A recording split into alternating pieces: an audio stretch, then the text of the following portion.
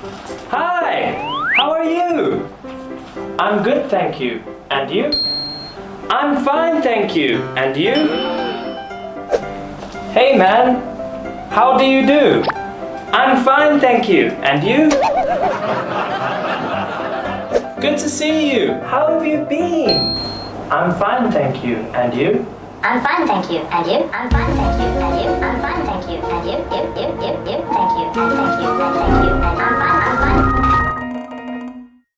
Hi everyone.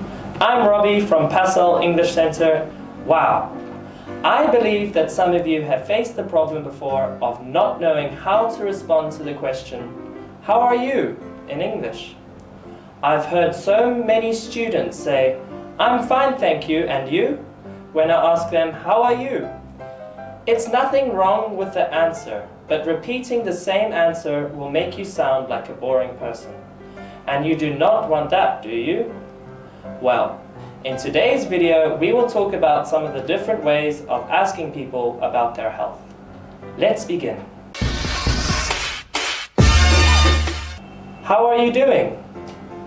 What's up? How's everything? How have you been? What's going on? How's it going? What's new?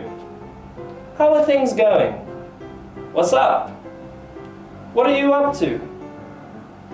Responses to these questions can be something like, "I'm good," "I'm great," or "I'm cool," "not bad," "I'm alright," "pretty good," "I'm doing okay," "I'm peachy," "I'm hanging."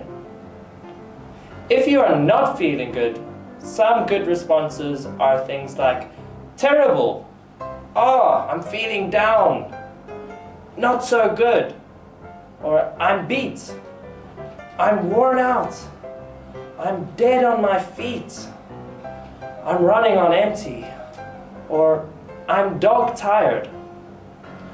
Well, I guess that's enough for today. I hope that you all found that useful.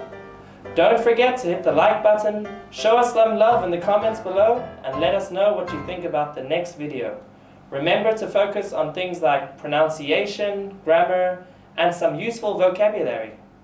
I'm Robbie, and this is Pasal. See you next time.